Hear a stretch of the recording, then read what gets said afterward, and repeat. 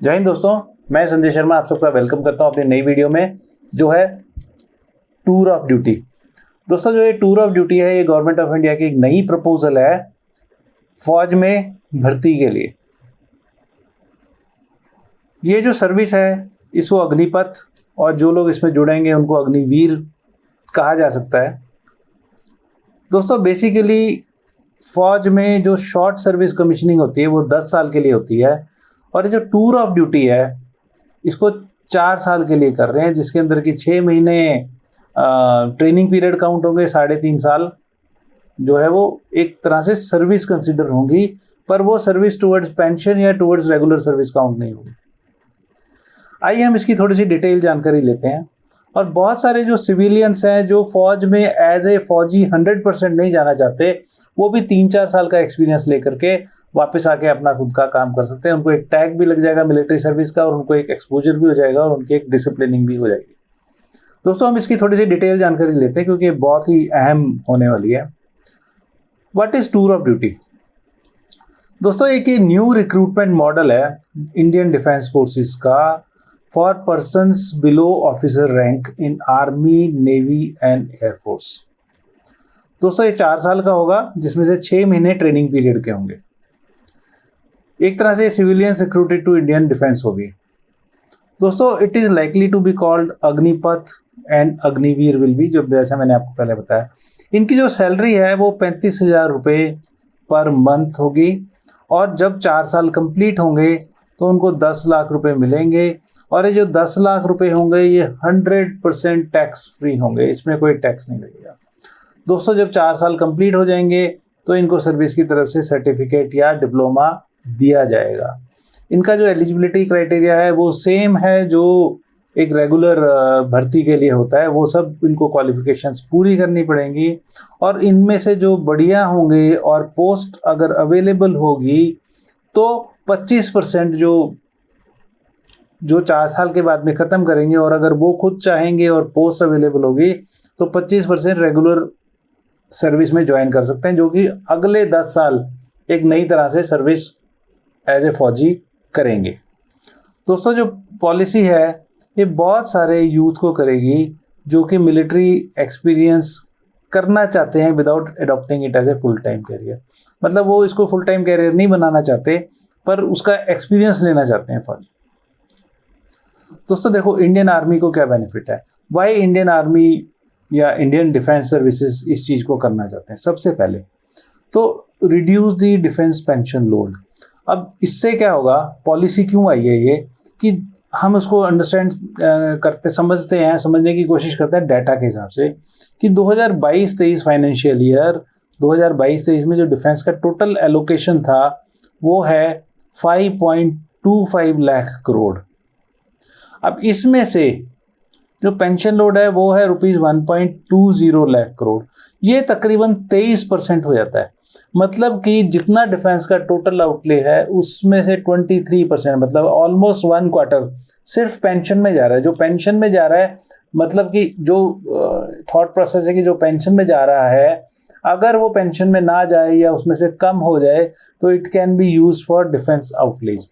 तो क्या होगा कि अगर ये 23% में से कुछ भी कम हो जाए, मतलब कि प्रोस्पेक्टिवली बात हो रही है, प्रोस्पेक्टिवली अगर कुछ लोग हर 4 साल के लिए इस तरह से एंट्री आती रहे तो उतने जो 4-4 साल के पीरियड के लोग होंगे, एक तो आर्मी के अंदर जो मैन पावर है वो बढ़ेगी। दूसरा क्या होगा कि अगर 23% के अप्रॉक्सीमेटली आउटले कम होता है या कुछ भी जितना भी कम होता है तो reducing it means more funds for capital outlay. Capital outlay का मतलब होता है उन चीज़ों में पैसे का लगना जिनसे परमानेंट फीचर्स बन रहे हैं आर्मी के, जैसे कि आर्मी की मशीनरी, आर्मी का मॉडर्नाइजेशन, आर्मी में वेपन्स, आर्मी में न्यू टेक्नोलॉजी का इंडक्शन होना। इन सब चीज़ों के लिए खर्चा मिल सकता है, मतलब फंडिंग अरेंज हो सकती है। दोस्तों, ये जो idea of TOD means tour of duty है, ये basically idea is based on our prime minister's major reforms of. हमारे प्राइम मिनिस्टर का आइडिया है ये कि मेजर रिफॉर्म करना है on reducing expenditure and age profile of defence forces. कि एक तो हमने एक्सपेंडिचर कम करना है, एक एज प्रोफाइल कम करना है, मतलब एवरेज एज हमने कम करनी है। अब ये जो टीओडी पे लोग भर्ती होंगे उनकी जो मिनिमम एज है वो 17.5 ईयर्स है, तो 17.5 से लेकर के 21 एंड समथिंग तक 4 साल वो रहेंगे।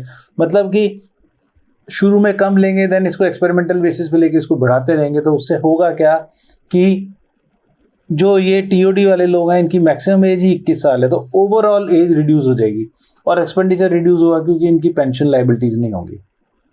This will also produce disciplined and experienced youth who will venture into other fields. It is believed that they may be welcomed by corporate and may get reservations.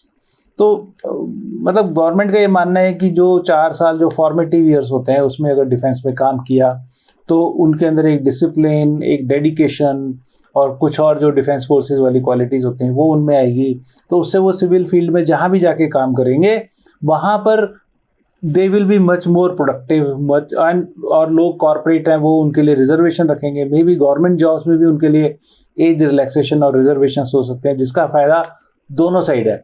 मतलब गवर्नमेंट को भी benefit है और जो उसमें से निकल के बाहर आ रहा है उसको भी बेनिफिट है। तो उसको 10 लाख रुपए कैश मिल गए, 35,000 रुपये पर मंथ उसने अर्न किए। जो 35,000 रुपये पर मंथ है दोस्तों, वो जो किसी भी और फील्ड के जो फ्रेशर है उनमें से किसी को नहीं मिलता, तो ऑलमोस्ट उससे डबल है। और उनके अंदर एक जो मिलिट्री सर्विस की जो स्टैंपिंग है वो मिल जाएगी। और जो उनमें से सबसे बढ़िया होंगे 25%, वो इफ़ दे विश तो they can continue in the service for a longer period of time. This is the idea of tour of duty. अब कुछ वॉइसेस हैं जो इस टूर ऑफ ड्यूटी के अगेंस्ट हैं दोस्तों, और ये वॉइसेस नॉर्मली वेटरन्स के हैं। वेटरन्स का मतलब आर्मी के वो पुराने लोग जो आर्मी से रिटायर्ड हैं या आर्मी के बारे में सोचते हैं या जिनको आर्मी के बारे में बहुत कुछ पता है। तो जो वेटरन्स है वो ये कहते हैं कि such a short duration may not be effective for military goals, कि जो डिफेंस फोर्सेस के गोल्स होते हैं उसके लिए 4 साल बहुत कम पीरियड है। 4 साल के अंदर उनके अंदर वो इथॉस जनरेट ही नहीं हो पाएंगे। This is what they think. The main aim of youth would be to upgrade their resume. ये भी वही लोग कहते हैं कि उनका जो मेन मकसद रहेगा, बच्चे जो आएंगे फौज में इस तरह से, उनका मेन मकसद रहेगा कि अपने रिज्यूमे में डालना कि मैंने 4 साल की गवर्नमेंट सर्विस की, टू गेट वेरियस बेनिफिट्स। तो उनका फोकस मिलिट्री स्किल सीखने में कम और अपने रिज्यूम अपग्रेड करने में ज़्यादा होगा। दे वोंट हैव टाइम, ये उनका मानना है कि they won't have time to get trained for various weapons and other courses.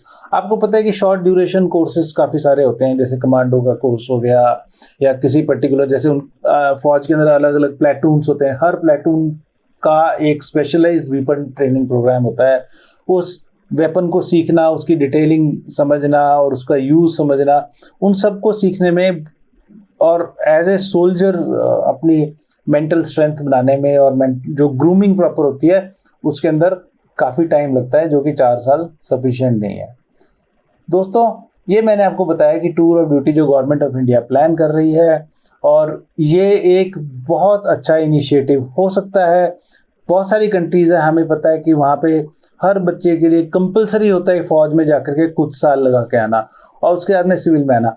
एक और चीज़ जो मैं समझता हूँ कि हमारे यहाँ पर एक है, जैसे डिजास्टर मैनेजमेंट सिस्टम्स हैं, टेरिटोरियल आर्मी है, ये लोग जो बाहर आते हैं ये पार्ट उसमें ज्वाइन कर सकते हैं। और हमारे लिए जो डिजास्टर मैनेजमेंट होता है या टेरिटोरियल आर्मी होती है या बहुत सारे कुछ इस तरह के इवेंट्स होते हैं जहाँ पे हमें ट्रेंड स्टाफ की जरूरत पड़ती है, सिविलियंस ट्रेंड, तो these can be very good asset, human resources जो हमारे डेवलप हो सकते हैं। दोस्तों, उम्मीद करता हूँ आपको पसंद आया होगा। जय हिंद।